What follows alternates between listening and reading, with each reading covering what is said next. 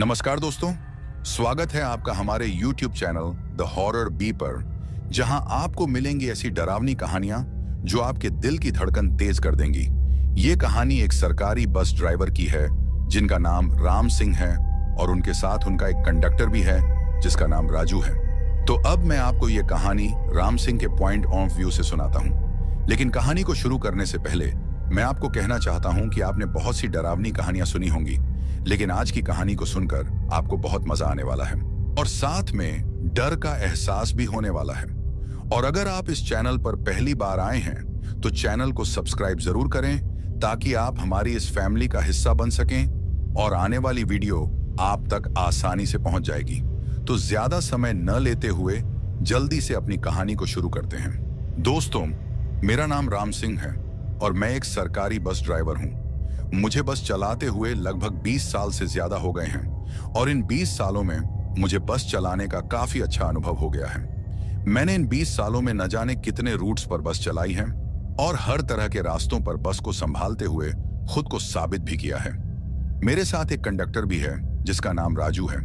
राजू एक होशियार और ईमानदार इंसान है। मैं पहले किसी और रूट पर बस चलाता था, लेकिन इस बार मेरा ट्रांसफर उत्तर प्रदेश के एक नए रूट पर हुआ। ये नया रूट कुछ खास था। मुझे अब लखनऊ से होते हुए एक गांव की ओर बस ले जानी थी। उस गांव का नाम कुशनपुर था। ये रास्ता बहुत ही खतरनाक और घने जंगलों से होता हुआ गुजरता था और दिन के वक्त भी उस तरफ जाने वाली सड़क काफी अलग नजर आती थी। मैं अपनी बस को उस रूट पर दिन के वक्त ही चलाता था। मुझे हर रोज एक चक्कर लगाना पड़ता था क्योंकि रास्ता थोड़ा लंबा था और कभी कभी वापसी पर मुझे शाम भी हो जाती थी। कुशनपुर तक पहुंचने से पहले 2 से 3 छोटे छोटे गांव भी आते थे। वहां से भी काफी सवारियां मेरी बस पर चढ़ती थीं। अब मुझे इस नए रूट पर बस चलाते हुए लगभग 4 से 5 महीने हो गए थे। मैं हर रोज उस गांव से शहर और फिर वापसी पे उस शहर से कुशनपुर तक चलता था। सब कुछ अच्छे से चल रहा था। एक दिन मैं और राजू एक होटल में बैठकर चाय पी रहे थे। तभी मेरा कंडक्टर राजू मुझसे कहता है कि उस्ताद, क्या आपने कभी इस रास्ते के बारे में कुछ अजीब सुना है?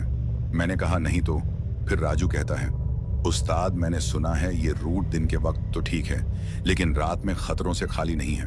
कहते हैं कि रात के वक्त यहाँ पे बहुत से लोगों के साथ काफी अजीबोगरीब हादसे हुए हैं और कुछ लोगों का तो आज तक पता नहीं चला कि कहाँ गए हैं। और फिर वो मुझसे कहता है कि उस्ताद, मैंने गाड़ी में बैठी सवारियों से भी काफी बार ऐसा सुना है।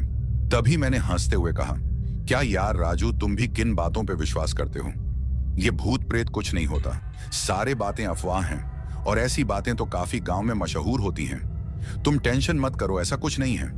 और तुम्हें तो पता है हमें भी काफी वक्त हो गया है इस रूट पे चलते, लेकिन आज तक तो कभी कुछ महसूस नहीं हुआ।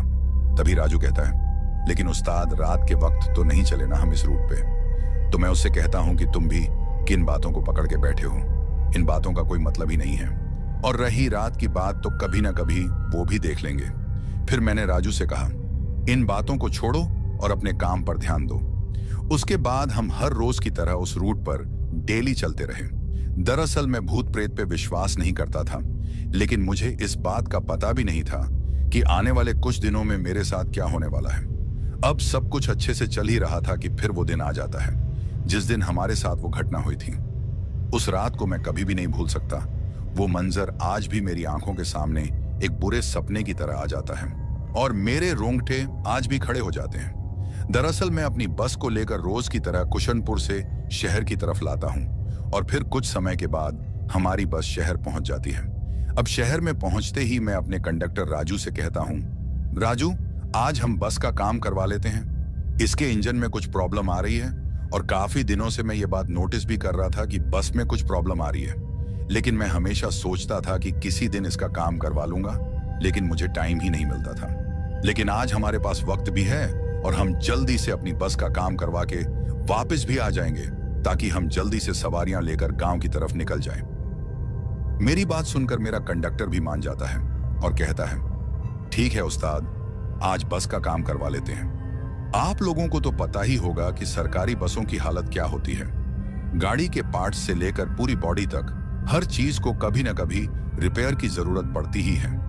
उसके बाद मैं और मेरा कंडक्टर बस को लेकर मैकेनिक के पास पहुंच जाते हैं ताकि इंजन की प्रॉब्लम को ठीक करवा सकें और आगे के सफर में कोई भी दिक्कत ना हो। मैकेनिक की वर्कशॉप पर पहुंचते ही हमने देखा कि वहां काफी गाड़ियां पहले से ही लाइन में लगी हुई थीं। लग रहा था कि आज मैकेनिक के पास काम काफी ज्यादा था। राजू ने थोड़ी बेचैनी से कहा, उस्ताद, लगता है आज हमें काफी देर लग जाएगी। मैंने उससे तसल्ली देते हुए कहा, कोई बात नहीं राजू, बस का काम जरूरी है, वरना कल हमें और ज्यादा दिक्कत हो सकती है। फिर हम दोनों ने मैकेनिक से बात की और उन्हें बस के इंजन की प्रॉब्लम बताई। फिर उसने हमें वेट करने को कहा और हम दोनों वहां बैठकर अपनी बस के रिपेयर होने का इंतजार करने लगे।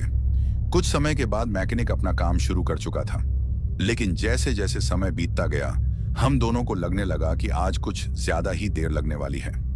राजू ने बेचैन होकर कहा, उस्ताद, लगता है आज की रात यहीं गुजारनी पड़ेगी।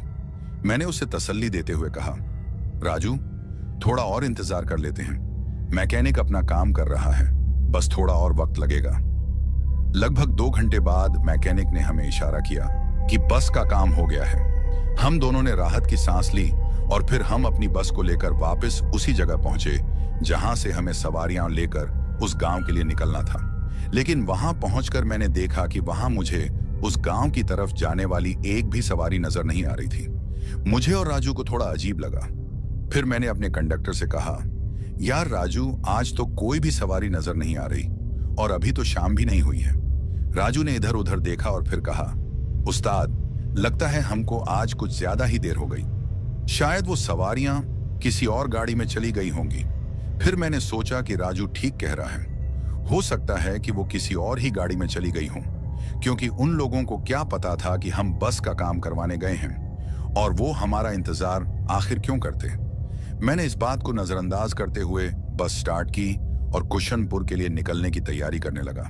लेकिन जैसे ही मैंने बस स्टार्ट की और थोड़ा आगे बढ़ा, तभी राजू मुझसे कहने लगा, उस्ताद, आज हम एक काम करते हैं, हम दोनों यहीं रुक जाते हैं और किसी होटल में जाकर आराम करते हैं। वैसे भी हमें अब काफी देर हो गई है और रात को उस रास्ते पर जाना थोड़ा रिस्की हो सकता है।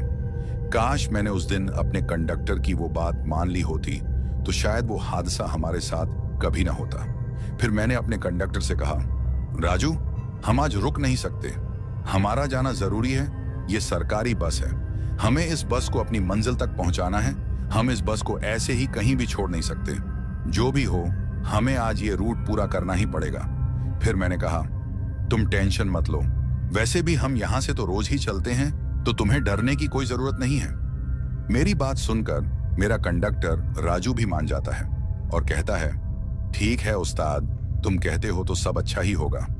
उसके बाद हम दोनों अपनी बस में बैठ जाते हैं और फिर मैं अपनी बस को लेकर शहर से कुशनपुर की ओर निकल जाता हूँ। बस में सिर्फ हम दोनों ही थे, क्योंकि उस तरफ जाने वाली सवारियां हमें एक भी नहीं मिली थीं।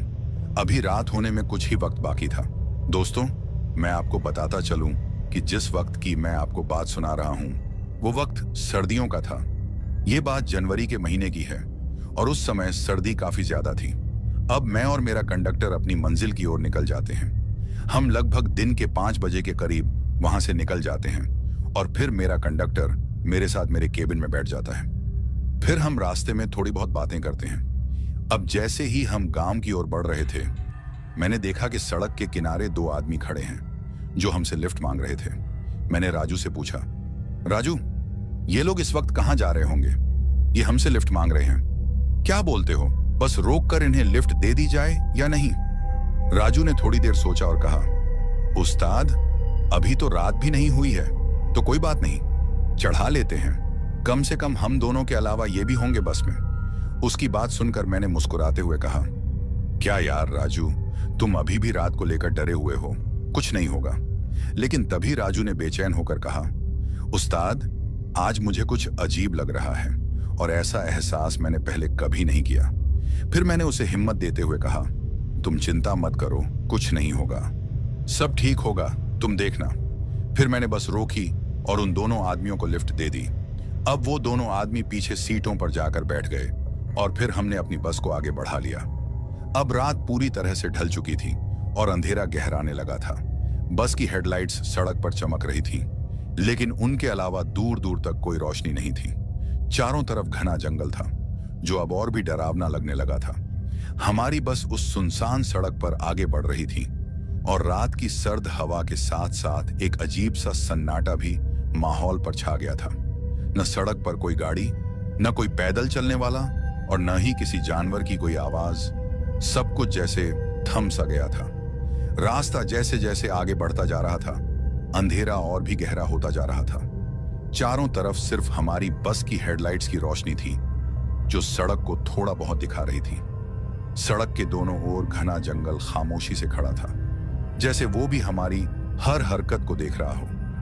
अब कुछ देर बस चलाने के बाद मैंने देखा कि सड़क के किनारे 3 लोग खड़े हैं। एक आदमी, एक औरत और उनके साथ एक छोटी सी लड़की, जिसकी उम्र लगभग 5 से 7 साल के बीच होगी। वो तीनों हमारी तरफ इशारा कर रहे थे, जैसे हमसे लिफ्ट मांग रहे हों। उनकी हालत देखकर ऐसा लग रहा था कि उन्हें मदद की जरूरत है। मैंने बस की रफ्तार धीमी की और राजू से पूछा, राजू, सामने ये लोग हमसे लिफ्ट मांग रहे हैं, क्या कहते हो, इन्हें लिफ्ट दे दी जाए या नहीं? राजू ने उन लोगों की तरफ गौर से देखा, फिर थोड़ा हैरानी से कहा, बड़ी अजीब बात है उस्ताद, इतनी रात को ये लोग इस जंगल के बीचों बीच सड़क पर क्या कर रहे होंगे? मैंने भी उनकी हालत पर गौर किया। उस औरत ने घूंघट डाल रखा था और वो आदमी अपनी जगह एकदम सीधा खड़ा था। उनके साथ वो छोटी सी बच्ची अपनी मां का हाथ पकड़े खड़ी थी। उसकी मासूम आंखें हमारी बस की तरफ टकटकी लगाए हुए थीं। राजू ने उस बच्ची की तरफ देखते हुए कहा, उस्ताद, इनके साथ ये छोटी सी बच्ची भी है, शायद इन्हें सच में मदद की जरूरत होगी। उसकी बात में एक नरमी थी और उस मासूम बच्ची की तरफ देखकर मुझे भी उस पर तरस आने लगा। मैंने राजू की ओर देखा और कहा, ठीक है राजू, शायद हमें इन्हें लिफ्ट दे देनी चाहिए। उसके बाद मैंने अपनी बस को रोक लिया। अब वो तीनों हमारी बस की तरफ आने लगते हैं। जैसे ही वो हमारी बस के दरवाजे के पास पहुंचे, तभी मेरा कंडक्टर राजू उनसे कहता है कि आप लोगों को कहां जाना है। उनमें से वो आदमी राजू से कहता है कि हमें आगे जो गांव है वहां तक जाना है, हमारी गाड़ी खराब हो गई है और हम यहां फंस गए हैं। राजू ने उनकी हालत को देखते हुए कहा, ठीक है, आप लोग चढ़ जाइए, लेकिन इतनी रात में इस सुनसान जगह पर कैसे फंसे? आदमी ने एक गहरी सांस ली और बस में चढ़ते हुए बोला, हमने भी सोचा नहीं था कि यहाँ इतनी मुश्किल हो जाएगी। बच्ची को ठंड लग रही है, इसलिए जल्दी घर पहुंचना जरूरी है। औरत ने अब भी अपना घूंघट नहीं हटाया था और बच्ची अपनी मां का हाथ कसकर पकड़े हुए थी। फिर राजू ने उन्हें बस में बैठने का इशारा किया। अब वो तीनों धीरे से बस की पिछली सीटों पर जाकर बैठ जाते हैं। फिर राजू बस का दरवाजा बंद करता है और मेरे साथ कैबिन में बैठ जाता है। उसके बाद मैं फिर से बस चलाना शुरू कर देता हूं। अब हम फिर से उस अंधेरी सड़क पर आगे बढ़ने लगे, लेकिन बस के अंदर का माहौल अब पहले से ज्यादा भारी लगने लगा था। उनके गाड़ी में चढ़ने के बाद बस में काफी ज्यादा ठंड हो गई थी। बस के अंदर का माहौल अब कुछ अलग सा लग रहा था। ऐसा लग रहा था जैसे पूरी गाड़ी को किसी ने बर्फ की चादर से ढक दिया हो। राजू ने भी अपनी जैकेट के बटन कसकर बंद कर लिए और मुझे भी अब काफी ज्यादा ठंड लग रही थी। बस के शीशों पर ठंड की धुंध जमा होने लगी थी, जिससे बाहर का नजारा भी धुंधला हो गया। हर सांस के साथ ठंडी हवा का एहसास और भी गहरा होता जा रहा था। गाड़ी के अंदर की ये अजीब सी ठंड हमें बेचैन करने लगी थी। राजू ने मेरी तरफ देखते हुए कहा, उस्ताद, ये ठंड कुछ ज्यादा ही हो गई है। मैंने उसकी तरफ देखा और धीरे से कहा, हाँ यार राजू, ठंड तो कुछ ज्यादा ही हो गई है। अब जैसे जैसे हम आगे की ओर बढ़ रहे थे, ठंड का माहौल उतना ही ज्यादा होता जा रहा था। मुझे बस चलाने में अब काफी दिक्कत हो रही थी। मेरे हाथ सुन्न हो रहे थे। ऐसा लग रहा था मैं ज्यादा देर बस नहीं चला पाऊंगा। मुझे भी ऐसा एहसास आज तक नहीं हुआ था जैसा एहसास आज हो रहा था। अब हमारी बस जंगल के बीचों बीच उस सुनसान सड़क पर चल रही थी। कुशनपुर का रास्ता अभी भी 2 घंटे दूर था। आसपास किसी भी तरह की आवाज नहीं थी। सिर्फ हमारी गाड़ी के इंजन की गड़गड़ाहट और टायरों की हल्की आवाज सुनाई दे रही थी, जो उस गहरी रात के सन्नाटे को तोड़ने की कोशिश कर रही थी। रास्ते के दोनों ओर सिर्फ घना जंगल और पेड़ों के साए दिखाई दे रहे थे, मानो वो भी हमारी गाड़ी के साथ चलते हुए हमें देख रहे हों। अब जैसे ही हम कुछ आगे बढ़े, अचानक से बस के अंदर की लाइटें टिमटिमाने लगीं। मैंने और राजू ने एक दूसरे की तरफ देखा और हमें समझ में नहीं आ रहा था कि ये क्या हो रहा है। तभी अचानक बस को जोर जोर से झटके लगने लगे। ऐसा लग रहा था जैसे कोई बस को पीछे से धक्का दे रहा हो। अभी मैं कुछ समझ पाता, उससे पहले ही हमारी बस सड़क के बीचों बीच रुक गई। फिर हमारी बस की हेडलाइट्स भी ऑफ हो गईं, जिसकी वजह से अब हमें बस के सामने की तरफ कुछ भी दिखाई नहीं दे रहा था। बस में अब अंधेरा इतना ज्यादा हो गया था कि मैं और मेरा कंडक्टर राजू एक दूसरे को देख भी नहीं पा रहे थे। उसके बाद राजू ने अपनी जेब से मोबाइल निकाला और उसकी फ्लैशलाइट ऑन करके मेरी तरफ किया। अब राजू ने डर के मारे मेरी तरफ देखा और बोला, उस्ताद, ये सब क्या हो रहा है? ऐसा तो पहले कभी नहीं हुआ। मैंने भी घबराहट में उसे देखा, लेकिन खुद को संभालते हुए कहा, शायद बस में कोई तकनीकी खराबी आ गई है जिसकी वजह से ये सब हुआ है। लेकिन हैरानी की बात तो ये है राजू कि आज ही तो हमने बस के इंजन का काम कराया था और अच्छे से बस की सर्विस भी करवाई थी। फिर ये सब कैसे हो गया, कुछ समझ नहीं आ रहा है। लेकिन तुम चिंता मत करो, मैं देखता हूं कि आखिर बस में क्या समस्या हुई है। ऐसा कहकर मैं अपनी सीट के पीछे से एक बैग निकालता हूं जो मेरा होता है और उसमें एक टॉर्च होती है जिसे मैं हमेशा साथ रखता हूं ताकि कभी उसकी जरूरत पड़े तो काम आ जाए, और शायद आज मुझे उसकी जरूरत है।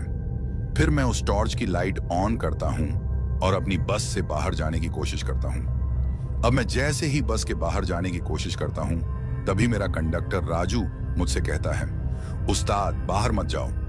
तो मैं उससे कहता हूं, क्यों राजू, तुम ऐसा क्यों बोल रहे हो? तो वो मुझसे कहता है, उस्ताद, इस सुनसान सड़क पर बाहर निकलना खतरे से खाली नहीं है। जो भी आज तक मैंने इस रास्ते के बारे में सुना है उसमें सारे हादसे रात के वक्त ही हुए हैं। इसलिए उस्ताद, मैं आपको मना कर रहा हूं। उसकी बात सुनकर मैं उससे कहता हूं, राजू यार, तुम फिर से वही बातें पकड़ कर बैठे हो। कुछ नहीं होगा, और अगर मैं बाहर नहीं गया तो हमें पूरी रात इस सड़क पर बितानी पड़ेगी, और तुम्हें तो पता है कि इस सड़क पर रात बिताना कोई आसान बात नहीं है। ठंड इतनी है कि कुछ ही मिनटों में हमारे जिस्म का खून जम जाएगा और शायद हमें जान से भी हाथ धोना पड़े। फिर मैं राजू से कहता हूं, तुम भी मेरे साथ बाहर चलो, हम दोनों देखते हैं कि आखिर बस में क्या खराबी आ गई है। मेरी बात सुनकर राजू भी मेरे साथ बस के बाहर आ जाता है। बस के बाहर आते ही मैंने देखा कि चारों ओर एक अजीब सा सन्नाटा पसरा हुआ है, लेकिन मैंने किसी चीज पर ज्यादा ध्यान नहीं दिया और इंजन का मुआयना करने का सोचा। फिर मैंने इंजन का बोनट खोला और अपनी टॉर्च की रोशनी में उसकी जांच करने लगा, लेकिन मुझे कुछ खास समस्या नजर नहीं आई। फिर मैंने टायरों की ओर देखा तो मुझे कुछ भी गड़बड़ नहीं लगी, लेकिन फिर भी वो झटके और बस का यूं बीच सड़क में रुक जाना मुझे अजीब लगा। मैं इस सोच में डूबा था कि आखिर ये सब हुआ कैसे। अभी मैं ये सोच ही रहा था कि तभी मुझे पीछे से किसी आदमी की आवाज आती है और वो आदमी मुझसे कहता है, उस्ताद जी, क्या हो गया है? आपने बीच सड़क में बस को क्यों रोक दिया है? दोस्तों, मैं आपको बताता चलूं कि ये आदमी वही था जो अपने साथी के साथ हमारी बस में शहर के थोड़े आगे से बैठा था, और वो बस के बाहर आकर हमसे पूछ रहा था कि क्या हुआ है, आपने बस को क्यों रोका है। पहले तो मैं और मेरा कंडक्टर उसकी आवाज सुनकर अचानक से चौंक गए, लेकिन फिर मैं उससे कहता हूं, भाई साहब, बस में कुछ खराबी आ गई है जिसकी वजह से बस रुक गई है। हम लोग देख रहे हैं कि आखिर क्या समस्या हुई है। मेरी बात सुनकर वो आदमी मुझसे कहता है, क्या मैं आपकी कुछ मदद कर सकता हूं? तो मैं उससे कहता हूं, आप क्या मदद करेंगे हमारी? शायद बस में कोई तकनीकी खराबी आ गई है, लेकिन हमें समझ नहीं आ रही कि आखिर हुआ क्या है। तो वो आदमी मुझसे कहता है, मैं एक मैकेनिकल इंजीनियर हूं और शायद मैं आपकी कुछ मदद कर सकता हूं। फिर वो आदमी दोबारा से इंजन को चेक करता है और कुछ वक्त के बाद मुझसे कहता है, अब आप बस को स्टार्ट करके देखो। उसकी बात सुनकर मैं बस में चढ़ जाता हूं और बस को स्टार्ट करने की कोशिश करता हूं, लेकिन बस एक हल्की सी खड़खड़ाहट करती है और फिर बंद हो जाती है। उसके बाद मैं फिर से एक बार बस को स्टार्ट करने की कोशिश करता हूं, लेकिन इस बार बस स्टार्ट हो जाती है और बस की हेडलाइट्स भी ऑन हो जाती हैं। बस स्टार्ट हो जाने के बाद मैं काफी खुश हो जाता हूं और उस आदमी का शुक्रिया करता हूं। उसके बाद मेरा कंडक्टर राजू और वो आदमी बस में चढ़ जाते हैं, लेकिन इस बार वो आदमी हमारे साथ केबिन में बैठ जाता है। फिर हम बस को आगे बढ़ा लेते हैं। अब मैं उस आदमी से कहता हूं, अगर आज आप ना होते तो शायद हमको आज की रात यहीं गुजारनी पड़ती। तो वो हमसे मजाक में कहता है, शायद आपके साथ साथ हमको भी रात यहीं गुजारनी पड़ती। फिर मैं उस आदमी से कहता हूं, आप कहां तक जा रहे हो? तो वो आदमी मुझसे कहता है, हम अपने दोस्त की शादी में जा रहे हैं। यहाँ आगे एक गांव आता है, हमारा दोस्त वहीं रहता है, तो हम लोग वहीं जा रहे हैं। उसके बाद मैं उस आदमी से कहता हूं, आप पीछे जाकर अपने दोस्त के साथ आराम से बैठ जाइए, जैसे ही वो गांव आएगा मैं आपको बता दूंगा। मेरी बात सुनकर वो आदमी मुझसे कहता है, मेरा साथी तो पीछे सीट पर आराम कर रहा है और मैं भी उसके साथ बैठकर आराम ही कर रहा था, लेकिन बस को अचानक से रुकता देख मेरी नींद टूट गई और फिर मैं जाग गया। वैसे भी मैं काफी देर से आराम करके थक गया हूं, तो सोचा क्यों ना आप लोगों के साथ आगे केबिन में बैठकर बातें कर ली जाएं। फिर वो आदमी हमारे साथ हमारे केबिन में ही रहा और हम तीनों बातें करने लगे। जिस गांव में उस आदमी को जाना था वो गांव अभी भी 7 से 8 किलोमीटर की दूरी पर था। हमें लग रहा था कि सब कुछ नॉर्मल हो गया है, लेकिन शायद हमें इस बात का पता ही नहीं था कि आगे चलकर हमारे साथ जो होने वाला है उसकी शायद हमने कभी कल्पना भी नहीं की थी। अभी हम कैबिन में बातें कर ही रहे थे कि अचानक मेरा कंडक्टर राजू मुझसे कहता है कि उस्ताद, मैं पीछे की सवारियों की टिकट काट कर आता हूं और उनसे पूछता हूं कि उन लोगों को कहां तक जाना है। दोस्तों, आपको बताता चलूं कि मेरा कंडक्टर उन 3 सवारियों की बात कर रहा है जिनको हमने थोड़ी देर पहले अपनी बस में लिफ्ट दी थी, जिनमें एक आदमी, एक वो घूंघट वाली औरत थी और साथ में उनकी वो छोटी सी लड़की जो बस के आखिरी सीटों पर जाकर बैठे थे। उसके बाद मेरा कंडक्टर राजू कैबिन से उठकर पीछे की ओर जाने की कोशिश करता है, लेकिन जैसे ही राजू कैबिन के दरवाजे से बाहर अपना कदम रखता है वो उसी जगह रुक जाता है और डर के मारे कांप जाता है। उसके बाद वो अपने आप को कैबिन की ओर धकेलता है। उसको ऐसा करते हुए मैं देख लेता हूं। तभी मैं अपने कंडक्टर से पूछता हूं, राजू, तुम वापस क्यों आ गए? लेकिन उसने मेरी बात का कोई भी जवाब नहीं दिया, बस डर के मारे कांप रहा होता है। उसके मुंह से शब्द ही नहीं निकल रहे थे। ऐसा लग रहा था जैसे वो कुछ बोलने की कोशिश तो कर रहा है लेकिन बोल नहीं पा रहा। उसको ऐसे देखकर मैं भी परेशान हो जाता हूं। मेरे बार बार पूछने पर भी वो एक मूर्ति की तरह खड़ा होकर बस के पीछे की तरफ ही देख रहा था। अब मेरे साथ वाला आदमी भी मेरे कंडक्टर से पूछता है, भाई साहब, आपको क्या हो गया है? आप कुछ बोल क्यों नहीं रहे? उसकी बात सुनकर मेरा कंडक्टर राजू अपनी उंगली से बस के पीछे की तरफ इशारा करता है। उसके इशारा करते ही वो आदमी भी अब खड़ा हो जाता है और फिर वो भी केबिन से पीछे की ओर जाने की कोशिश करता है। अब जैसे ही वो पीछे की ओर जाने की कोशिश करता है उसका भी वही हाल हो जाता है जो मेरे कंडक्टर राजू का हुआ था। मतलब कि वो भी डर के मारे कांप जाता है और एकदम से केबिन में भागकर मेरी सीट को कसकर पकड़ लेता है। उसको ऐसा करते देख मैं उससे पूछता हूं, भाई साहब, आखिर ऐसा क्या देख लिया है आप दोनों ने जो आप दोनों ही डर के मारे कांप रहे हो? लेकिन मेरे बार बार पूछने पर भी उस आदमी ने कोई जवाब नहीं दिया। उन दोनों की ऐसी हालत देखकर मैं भी थोड़ा सा घबरा जाता हूं और सोचता हूं कि आखिर ऐसा इन्होंने क्या देख लिया है जो इन दोनों की ऐसी हालत हो गई है। अब मैं उन दोनों से कहता हूं कि आप लोग मेरे बार बार पूछने पर भी कुछ नहीं बोल रहे हो ना, तो कोई बात नहीं, मैं खुद ही बस को साइड में रोक कर देखता हूं कि आखिर ऐसा क्या है पीछे जिसे देखकर आप लोगों की ये हालत हो गई है। अभी मैंने ऐसा बोला ही था कि राजू थोड़ी हिम्मत करके मुझसे कहता है कि उस्ताद, ऐसी गलती भूलकर भी मत करना। अगर आपने बस को रोक दिया तो शायद हम तीनों इसी वक्त मारे जाएंगे। हो सकता है कि बस चलते रहने से भी हम बच न सकें, लेकिन कुछ मिनट तक हमारी जिंदगी बच जाएगी। फिर मैं राजू से कहता हूं कि आखिर बताओगे भी कि हुआ क्या है? तो राजू डर के मारे हकलाते हुए मुझसे कहता है कि उस्ताद, पीछे जो 3 आदमी हैं वो इंसान नहीं है।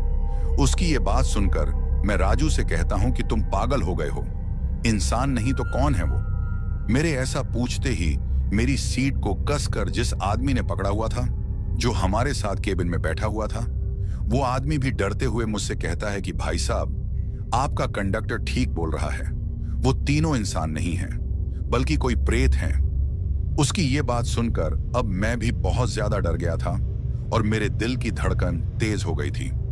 फिर मेरे कंडक्टर राजू ने मुझसे कहा, उस्ताद, जैसे ही मैं पीछे की ओर टिकट काटने के लिए जा ही रहा था, मैंने देखा कि उन तीनों सवारियों का रूप बदल चुका था और वो तीनों ही इतने भयानक लग रहे थे कि उन्हें देखकर मेरी रूह कांप उठी और मैं थर थर कांपने लग गया। वो आदमी जो पहले एक सामान्य सा इंसान लग रहा था, अब एक भूतिया आकृति में बदल चुका था। उसका पूरा शरीर जलकर काला हो चुका था। ऐसा लग रहा था जैसे वो किसी आग में झुलस कर निकला हो। उसकी आंखें पूरी तरह से सफेद हो गई थीं, जैसे उसमें कोई अजीब सी आत्मा समा गई हो। और जो औरत उस आदमी के साथ हमारी बस में चढ़ी थी, उस औरत ने अब अपना घूंघट उठा लिया था। उसके लंबे डरावने बाल हवा में लहराते हुए खौफनाक माहौल बना रहे थे। वो औरत उस आदमी से भी ज्यादा भयानक नजर आ रही थी। उस्ताद, उसकी तो आंखें ही नहीं थीं। आंखों की जगह खाली गड्ढे नजर आ रहे थे और उसका चेहरा पूरी तरह से कटा फटा और विकृत दिखाई दे रहा था। उसके हाथों के नाखून बेहद लंबे और तीखे थे। उसकी बड़ी बड़ी दांतों की धार जो होंठों से बाहर झांक रही थी, उन पर खून भी लगा हुआ था। उस्ताद, इतना ही नहीं, और भी सुनिए।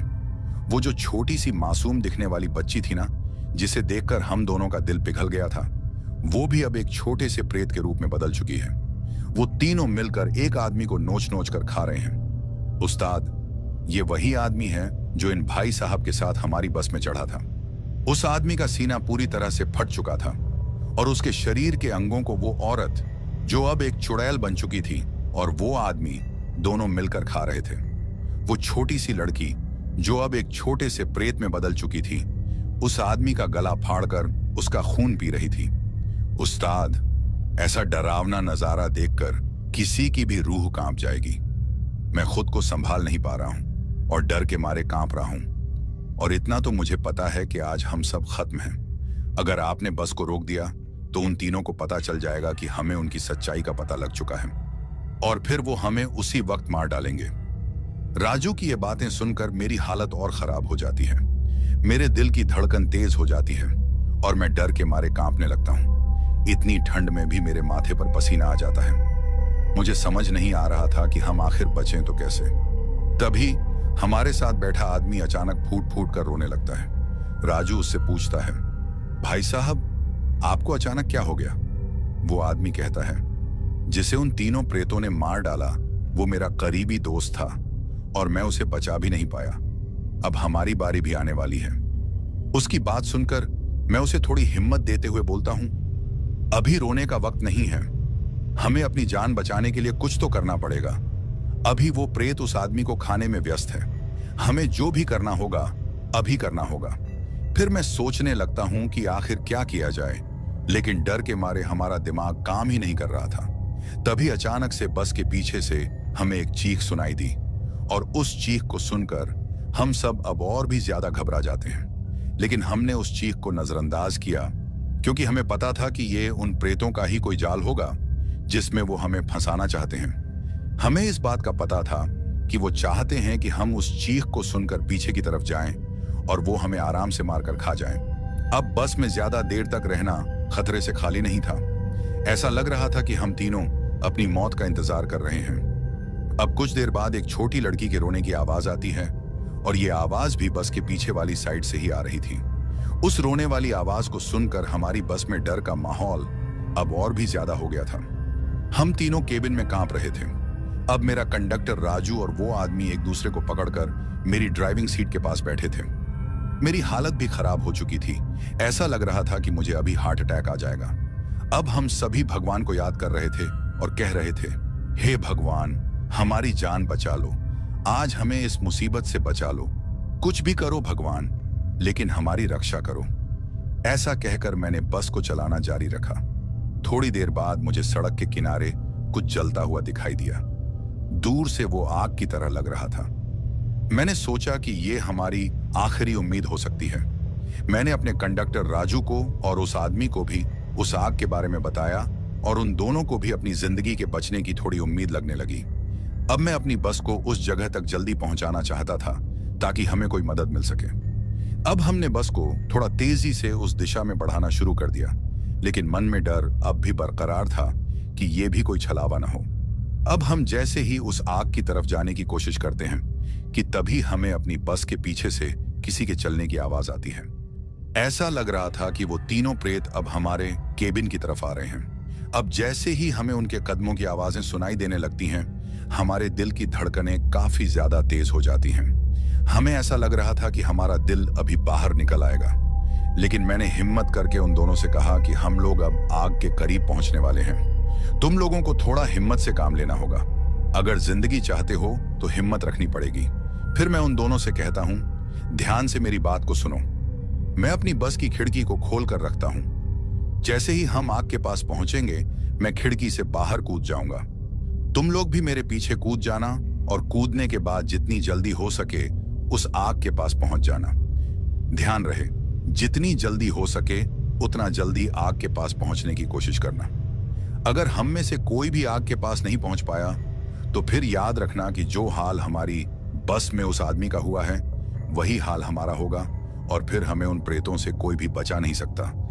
फिर मैं उनसे कहता हूं कि मुझे यह भी पता है कि बस से कूदने के बाद हमें काफी ज्यादा चोट भी लग सकती है, लेकिन अपनी जिंदगी के लिए इतना जोखिम तो हम ले ही सकते हैं। मेरी बात को सुनकर वो दोनों मान जाते हैं। अब मैं अपनी बस की खिड़की खोल लेता हूं, लेकिन कूदने से पहले अपनी बस की गति को थोड़ा धीमा कर लेता हूं। ज्यादा धीमा भी नहीं कर सकता था क्योंकि फिर उन प्रेतों को हम पर शक हो जाता। अब जैसे ही मैं उस आग के थोड़ा नजदीक पहुंचता हूं, मैं बस से कूद जाता हूं। कूदने के बाद मैं सड़क पर थोड़ा सा आगे की ओर घिसटता हुआ जाता हूं, जिसकी वजह से मुझे बाजू में थोड़ी चोट लग जाती है, लेकिन मैं खुद को संभालते हुए उस आग की तरफ भाग जाता हूं। मेरे कूदने के बाद मेरे कंडक्टर राजू और उस आदमी ने भी बस से छलांग लगा दी और उन दोनों को भी थोड़ी बहुत चोट आ जाती है।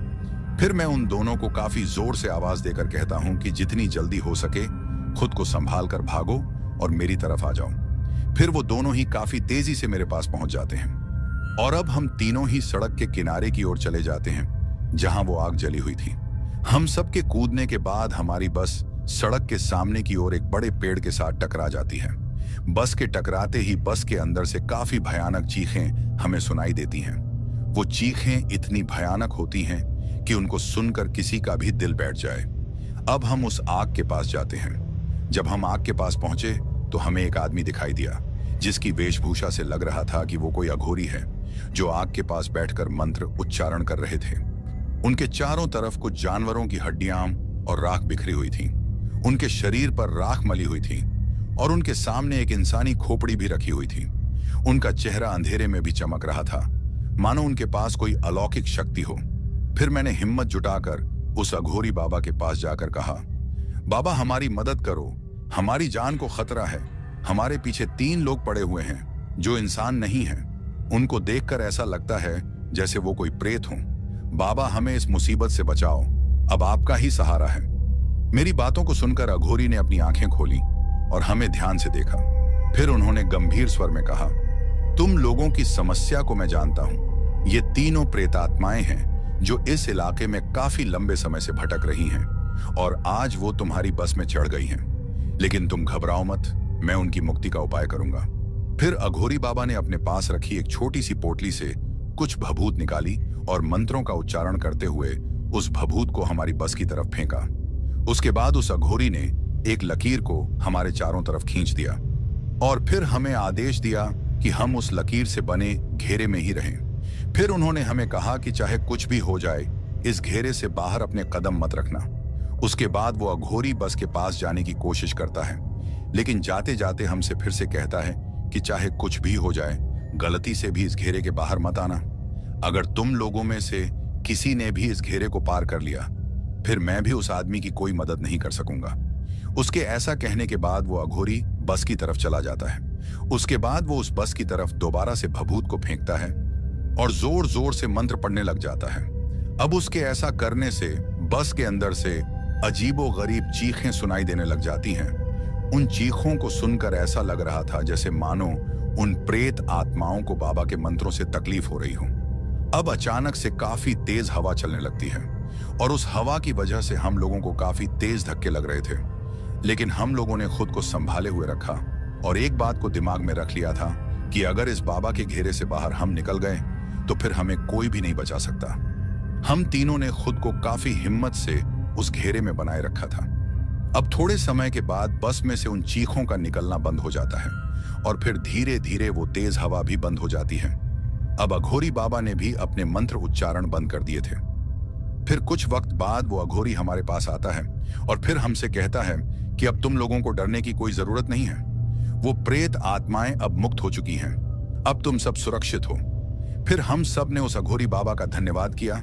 उसके बाद हम उस घेरे से बाहर आ जाते हैं। फिर मैं उस अघोरी बाबा से कहता हूं कि बाबा, आज आपकी वजह से हम सब बच पाए। अगर आज आप हम लोगों की मदद न करते तो शायद वो प्रेत आत्माएं हमें मारकर खा जाती। मेरी बात सुनकर वो अघोरी मुझसे कहता है कि मारने वाले से बचाने वाला बड़ा होता है और तुम सब पर महादेव का आशीर्वाद था जो मैं तुमको यहां पर दिखा। तुमको मैंने नहीं बल्कि महादेव ने बचाया है। उसके ऐसा कहने के बाद वो हमें आगे बढ़ने का इशारा करता है और कहता है कि अब तुम लोग यहां से जल्दी निकल जाओ। उसके बाद हम तीनों अपनी बस की तरफ चले जाते हैं, जो कि एक पेड़ के साथ टकराई थी, लेकिन बस सड़क पर ही थी। पेड़ से टकराने की वजह से बस के आगे के शीशे टूट गए थे, लेकिन बस को उतना ज्यादा नुकसान नहीं हुआ था। उसके बाद मैं बस में चढ़ जाता हूँ, बस को स्टार्ट करता हूँ और वो स्टार्ट भी हो जाती है।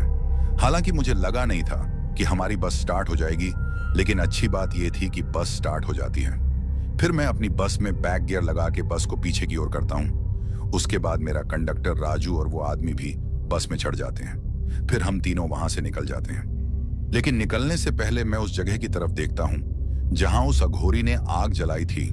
हैरानी की बात तो ये थी कि उस जगह पर ना तो कोई अघोरी दिखाई दिया और ना वो जलती हुई आग। हम तीनों को कुछ समझ नहीं आ रहा था कि वो अघोरी कहां चला गया। लेकिन जो भी हो, आज अगर हम लोग जिंदा हैं तो ये सब उस अघोरी की वजह से है। उसके बाद हम अपनी बस को काफी तेजी से वहां से निकाल कर ले जाते हैं और दोबारा कसम खाते हैं कि चाहे कुछ भी हो जाए उस रास्ते पर कभी भी रात में बस नहीं चलाऊंगा।